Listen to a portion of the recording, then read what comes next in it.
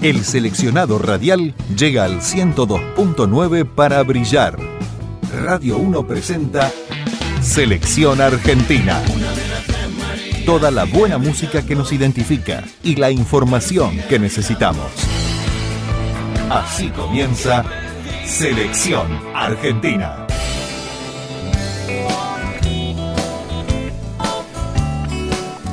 Bienvenidos a este nuevo formato de Selección Argentina, programa que, cuando lo empezamos a cranear un poco así con Marcelo Parrucci, nos vino a la mente la imagen del querido Julio Abel, del loco número uno, que cuando él hacía punta con su locura, nosotros lo acompañábamos a él. Estamos en un nuevo formato ahora, es un Selección Argentina más íntimo, porque por aquí pasarán las grandes figuras de nuestra música nacional. Y hoy es el caso de tenerlo a un grande, pero grande como persona, como artista. Quiero saludarte y darte las gracias, Miguel Cantilo, por estar aquí en Selección Argentina en Radio 1 Junín. Bueno, igualmente el agradecido soy yo. Espero que podamos tener una charla como tantas que se están dando ahora no presenciales. Obviando la distancia, es un placer poder estar en contacto a través tuyo con la gente de Junín. Miguel, ¿cómo estás pasando esta cuarentena? Contame un poquito. Bueno, en realidad no muy diferente de como lo vivo habitualmente, porque excepto los meses que fueron más de encierro, digamos, en los que no se nos permitió ni siquiera salir, excepto esos 2 meses que fueron abril y mayo, o parte de marzo y parte de abril, ahora la vida que hago es prácticamente la misma que hago siempre. O sea, mucho trabajo en casa, componiendo, escribiendo, leyendo, haciendo actividades y saliendo a pasear, un poco a caminar. Ahora aquí es una época en que está llegando la primavera, así que se nos da la posibilidad de pasear más que en los meses pasados. Así que no incide fundamentalmente la cuarentena en mi vida, no ha incidido más que para estar en contacto con gente, cambiando ideas a través de internet, que es algo que antes no hacía tanto, pero obviamente claro, en estas épocas se intensifica. Claro. Dividís un poco tu vida entre España y Argentina. Contame un poquito cómo es eso. Sí, yo hace ya largos años que vengo aquí una parte del año, que oscila entre 6 meses, 7, 8, depende del año, y después me voy a la Argentina, donde desarrollo más que nada actuaciones, entrevistas, pero la parte más de laboratorio, más creativa, la vivo aquí porque tengo mi pareja, porque tenemos una relación muy agradable hace muchos años, y entonces como ella es de aquí, a mí me resulta también como interesante, aparte de esa relación, trabajar con gente argentina que está aquí o con gente española, hacer proyectos musicales, de un poco compensar lo que es la vida, lo que ha sido toda mi vida de porteño, con un poco de comparación con esta ciudad, que en realidad no es ciudad, yo vivo fuera de la ciudad, pero Madrid, que fue la que me albergó también en las épocas de dictadura militar. O sea que para mí ya es como familiar el hecho de estar en este país con esta gente y compartir sus costumbres y hacerlas parte de mi vida. Vos sabés que recién mencionabas algo. Vos, para nosotros, para la gente de mi generación, los que en los 80 escuchábamos a Pedro y Pablo, sos de esos pilares del rock nacional, ¿no? Donde todo empezó. Y vos recién nombrabas algo que tuvieron que sufrir varios artistas. ¿Cómo fue tu convivencia con el tema de lo que fue la dictadura? Y cuando estabas acá en el país, ¿cómo fue también el vivir eso de estar en permanente lucha con la censura, ¿no?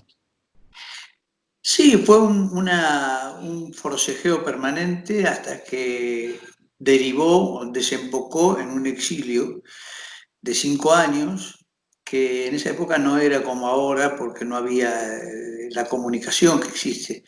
En ese momento irse del país era desconectarse absolutamente de la sociedad, de Claro. los amigos, de los parientes. Nos escribíamos cartas, imagínate, nos manejaban por correo.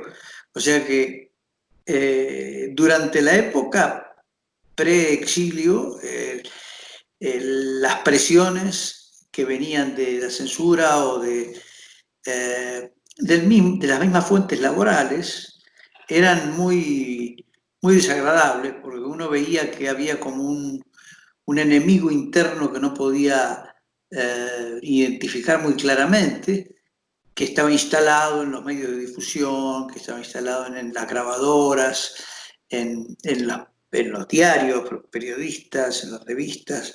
Siempre había una sombra de persecución que después se fue intensificando. Empezó en principios de la década del 70, pero se fue intensificando con el correr de la década, y en el 75 a mí ya se me hizo insoportable en el nivel de que no podía trabajar, no tenía fuente laboral. Claro. Donde iba me decían que mis canciones estaban prohibidas, que no podía tocar esta, que no podía tocar la otra. Entonces decidí dejar el país buscando mejores horizontes y recorrí Latinoamérica. Estuve 1 año y medio recorriendo Latinoamérica y después desemboqué en España, que es un país al que le estoy muy agradecido porque me albergó durante 3 años, que fueron los peores de la dictadura en Argentina, en los que muchos de mis compañeros y colegas perdieron la vida, y bueno, que agradezco profundamente que este país me haya permitido eh, hacer lo mío, digamos, seguir haciendo música, no tener que dedicarme a otra cosa y tener una línea de continuidad que es la que ha hecho que a pesar de que haya habido censura, cuando yo regresé a la Argentina, mis canciones se recordaban y yo podía seguir, podía retomar el hilo del trabajo que había sido prohibido durante la dictadura. Sí, aparte, bueno, esa creatividad pura que siempre te caracterizó a vos, ¿no? Porque a veces tenemos a las canciones de protesta o la protesta en sí, socialmente, psicológicamente, como algo violento, como algo extremo. Pero la poesía tuya es como que superaba y rompía esa barrera, ¿no? Porque era muy sutil lo que vos decías, o lo que decís, porque ya quedaron en las canciones, ¿no? Creo que soy parte de una generación que empezó con gente como Bob Dylan en Estados Unidos, con gente como John Lennon en Inglaterra, o con gente en Latinoamérica como Biglietti o como, ¿cómo se llama? La trova cubana o Chico Buarque, gente que escribía canciones críticas, contestatarias, pero con un respeto muy grande por la poesía. Entonces yo me enrolé un poco en esa corriente y había que leer mucho para poder sumarse a eso. Y creo que esto comenzó allá por el principio del 70 y se forjó un estilo que después con los años fue mutando, ¿no? Y hoy día podemos decir que existe el rap y que existen otras corrientes contestatarias un poco más directas. Claro, Pero cuando claro. comenzamos nosotros se le daba mucha importancia a la poética, al encare literario del texto. ¿Y por qué? Porque era una época en la que se leía mucho, había un hábito muy fuerte por la lectura, no solo de poesía, sino de literatura en general. Fue la época del boom de la novela latinoamericana en el mundo. Y bueno, yo crecí con eso y mi canción fue siempre muy influenciada por eso y todavía obedece a esas influencias y se maneja dentro de esos moldes. Ujú. Vos hablabas también de un modelo de Bob Dylan, de John Lennon.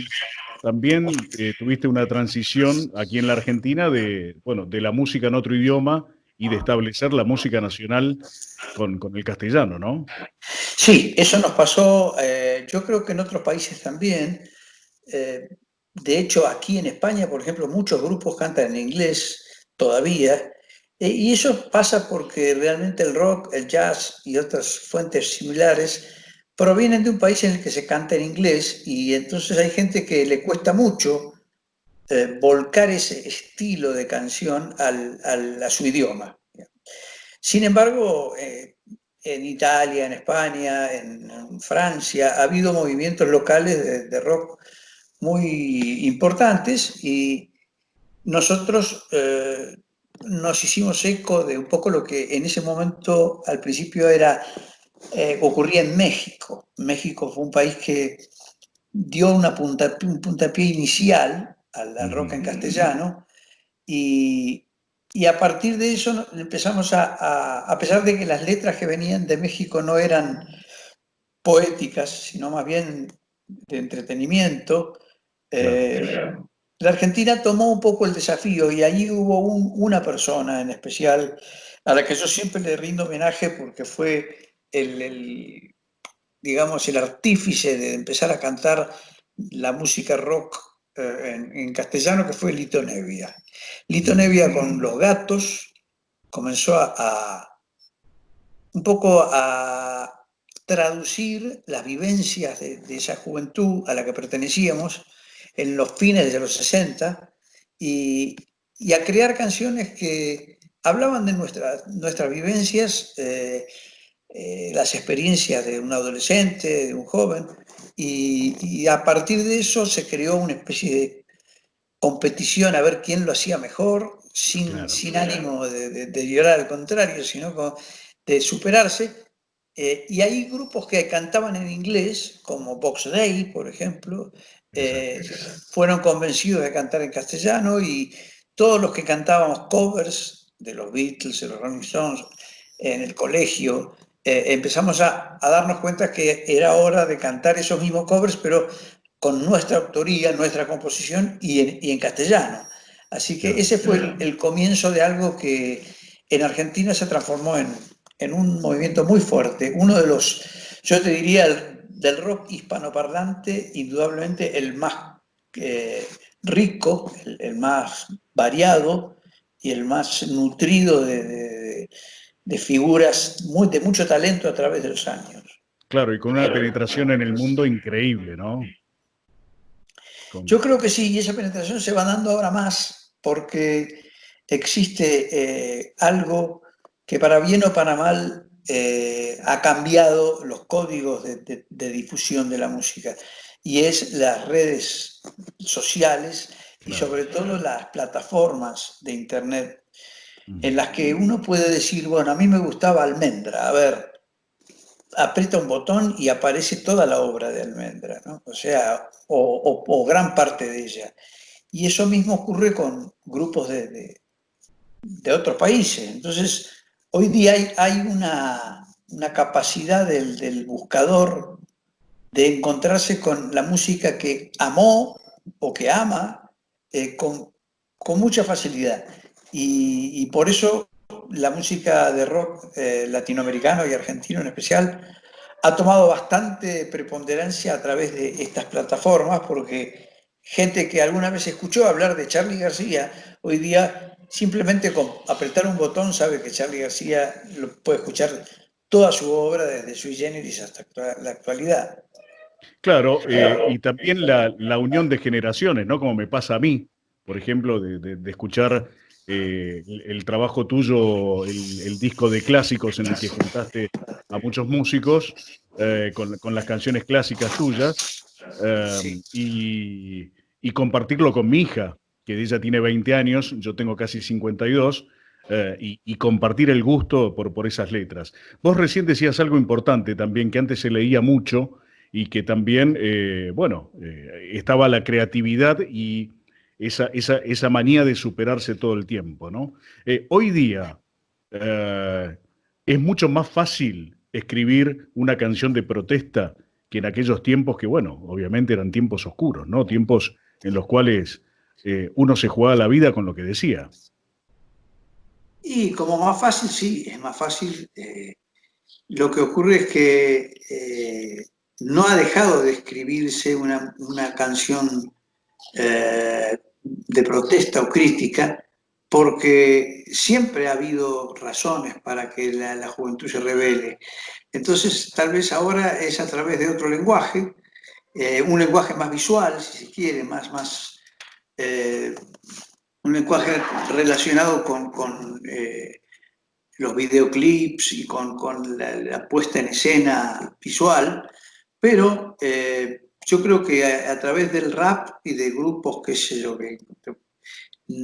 como por ejemplo Calle 13, ¿no? Tantos grupos que realmente tienen un lenguaje muy directo de protesta, que es evidente que no está enfrentando una oposición de censura como la que teníamos nosotros.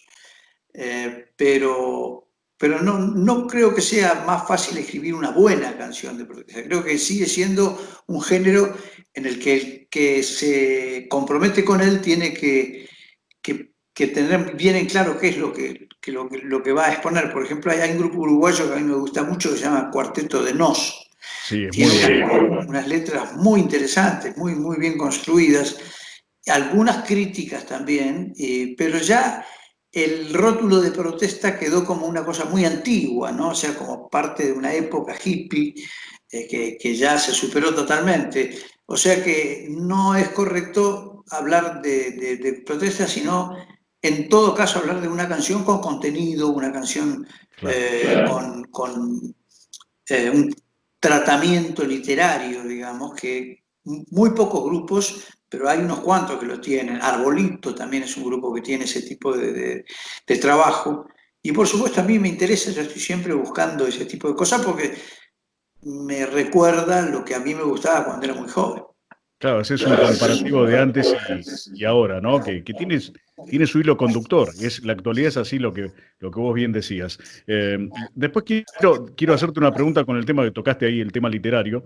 Pero antes quiero ir a un socio tuyo con el cual el otro día tuve una charla que es con Jorge Duriet, o Duriet, Ah, como sí, decíamos.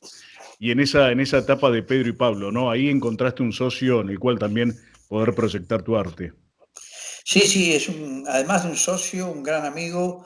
Este año estamos cumpliendo 50 años de existencia del grupo, del dúo.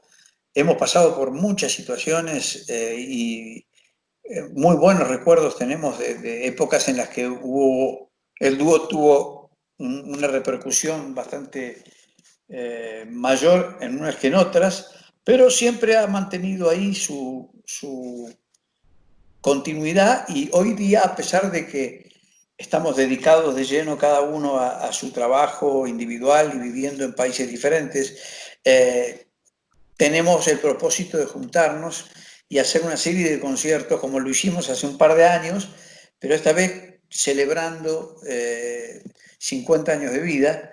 Y bueno, para mí Duriez, además de ser un gran guitarrista y un excelente compositor, es un muy buen compañero de tareas y espero que este año podamos, si las cosas van mejorando, en octubre, noviembre, por ahí, tener una reunión y celebrar nuestros 50 años.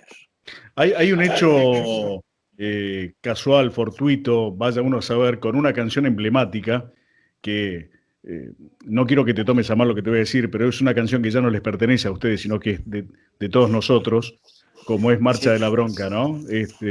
Con esa canción hubo un hecho importante en un festival acá en la Argentina. Bueno, no sé exactamente a qué te referís, a qué hecho, No, no, porque ustedes participaban, o sea, hay algo muy cómico que vos contabas en el que subieron a un escenario los dos con la guitarra y la gente los silbaba, es como que están más acostumbrados a la banda, ¿no? Vos decías una sí, bata, un bajo, y subieron ustedes dos con las acústicas y bueno, se claro, produjo. sí, realmente me había olvidado de eso, sí, fue el comienzo de todo.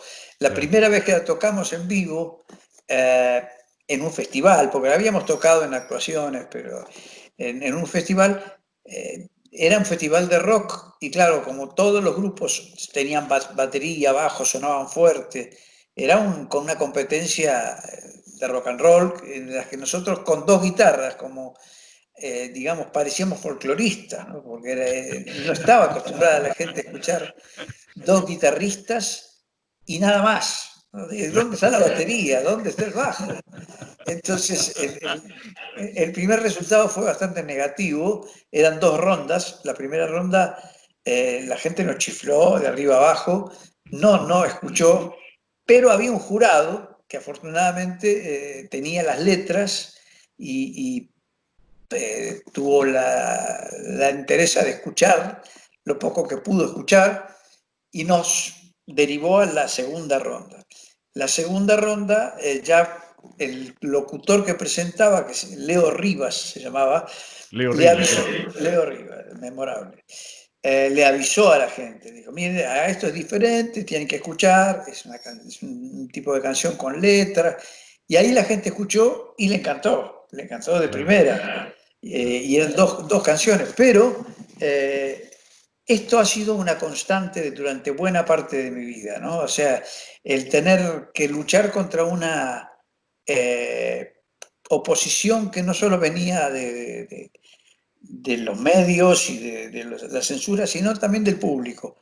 Nos pasó también con Punch, cuando regresé de España.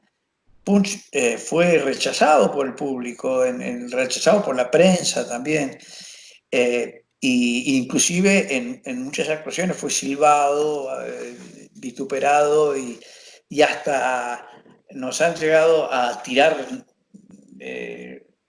piedras, naranjas, de mirá todo, vos, qué loco. festivales muy salvajes. ¿Por qué? Porque no era exactamente el tipo de canción que la gente esperaba. O sea, la gente Claro. espera una cosa y quiere que le den esa cosa. Cuando alguien sale, le pasó también a Virus con nosotros en ese momento y le pasó también a María Rosa Llorio, recuerdo que cuando algo no era lo que el público esperaba, el público reaccionaba de una manera violenta y bueno, eso con el tiempo ha ido cambiando, ha ido modificándose, ya no existen más este tipo de festivales, ahora la gente ha crecido un poco culturalmente y ya no se cae en ese tipo de moldes, pero nos tocó varias veces enfrentar públicos adversos y bueno, fue un signo el hecho de que la primera vez con una canción como La Marcha de la Bronca, que gustó tanto,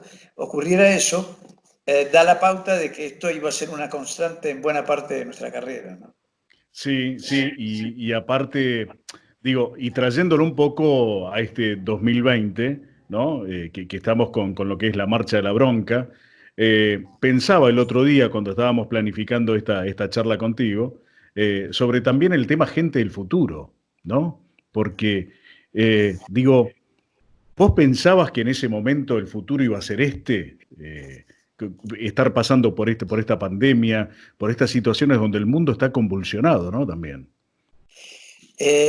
Yo creo que uno siempre se planteó el futuro como algo insospechado, ¿no? O sea, nunca nadie sabe lo que va a ser y en cierto sentido yo provengo de una generación en la que se habló mucho de que el futuro iba a ser una guerra mundial, una gran guerra que iba a destruir todo el planeta, que no iba a quedar nada en pie. O sea, sin embargo, nunca nos hicimos eco de ese futuro tan negro, sino que apostamos a un futuro más utópico, si se quiere, pero que es el futuro que creamos, que queríamos para nosotros, ¿no? Y para nuestros hijos.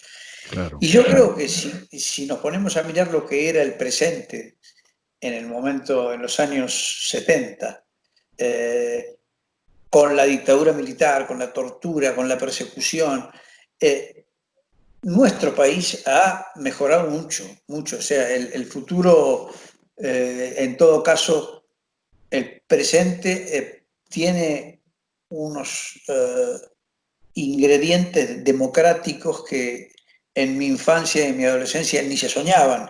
Yo he vivido toda mi vida de golpe militar en golpe militar, o sea, Claro. con pequeños interregnos de democracia que enseguida desaparecían. Entonces pensar que ahora tenemos una democracia continua, una libertad, y que más allá de lo que ocurre ahora con la pandemia, que es un hecho puntual, digamos, una posibilidad de que sea un signo planetario, internacional, de, qué sé yo, puede ser una hipotética guerra bacteriológica o lo que sea, que tiene que ver más con las peores predicciones que teníamos en nuestra juventud, pero más que en este momento puntual, yo creo que si comparamos la Argentina y la sociedad aquí mismo en España, si se compara lo que era la guerra civil con lo que es la actualidad democrática, hemos dado pasos evolutivos y esperamos poder seguir dándolos y poder sortear obstáculos tan particulares como esta pandemia que estamos atravesando. Claro, claro, claro, completamente de acuerdo, sí. Miguel, vamos a meternos un poquito ahora ya como para ir concluyendo y agradecerte este tiempo que tenés con nuestra radio.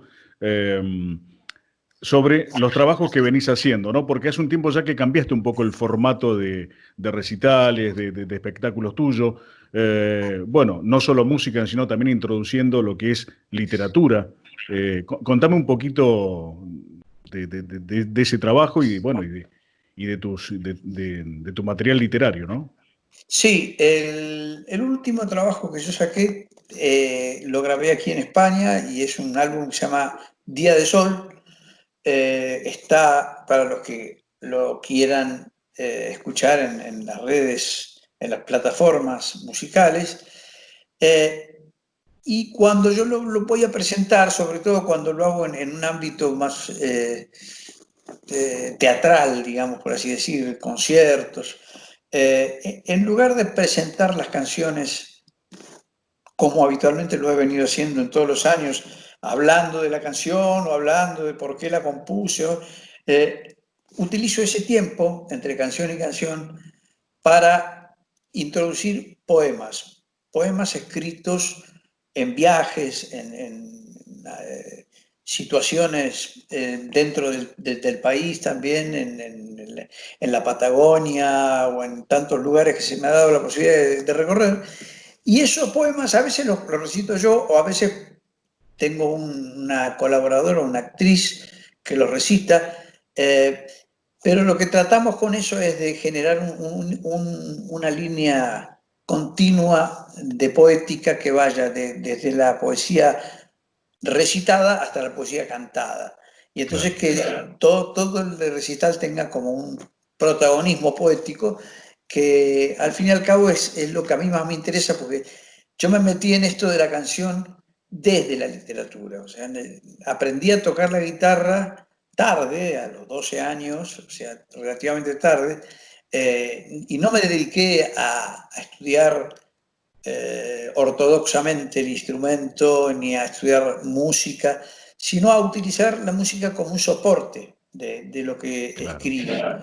Y sigue siendo así, ¿no? O sea, le doy toda la importancia que pueda a la música, pero siempre más importancia para mí tiene el texto, ¿no? O sea, lo que voy a decir, la manera como lo voy a decir, y entonces es muy útil para mí utilizar los conciertos también como un vehículo para Claro. transmitir el contenido, por ejemplo, de un libro que publiqué ahora en el último año, bueno, anteaño, que se llama Poesía Cardinal, ¿no? Poesía Cardinal, y se llama así porque tiene que ver con los puntos cardinales que me he tenido la posibilidad de visitar en mis viajes. Y hay relatos de países, de ciudades, de experiencias. Y bueno, y eso es los conciertos se han convertido en una especie de, de lugar apropiado para que la gente tome contacto con esos textos y si le interesa, se lleve el libro que está generalmente a disposición, igual que los discos. Hoy día los conciertos se han transformado en prácticamente una de las pocas bocas de expendio de nuestro material. Donde más se venden discos, donde más se venden libros es en los recitales.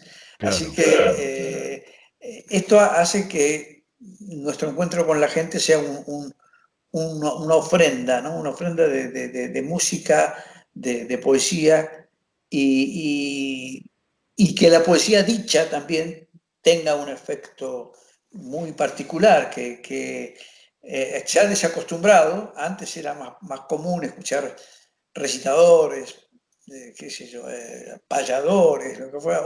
Hoy día se ha ido perdiendo esa costumbre y entonces creo que es interesante recuperarla, y no soy el único, creo que hay varios que lo están haciendo y a veces me encuentro con cosas muy agradables. Claro, más allá de ese contacto artístico, ¿no? De lo que es una puesta en el escenario, el contacto visual y el contacto corporal con la persona que asiste a tu espectáculo, ¿no? Sí, eso es una parte fundamental. Yo cuando termino de cantar, por más que esté cansadísimo o lo que sea, salgo, hablo con el público, firmo discos, firmo libros, y han surgido amistades, han surgido, inclusive en este momento, por ejemplo, en Olavarría, tengo un amigo que hace muchos años fue alumno mío y hoy día ya es un profesional de la música, y que ha musicalizado letras que encontró en mi libro, y me ha Mira, contactado, y me ha contactado y me ha pedido permiso, y bueno, y le ha puesto música a los textos, y está ahora presentándolos ahí en la zona en que él trabaja. O sea que es importante para mí ese contacto del que vos hablabas, salir, dejar de ser el que está en el escenario para ser el que es uno más con la gente, y claro. compartir charlas, compartir contactos, y esa es otra de las magias que produce las giras y los conciertos. Claro.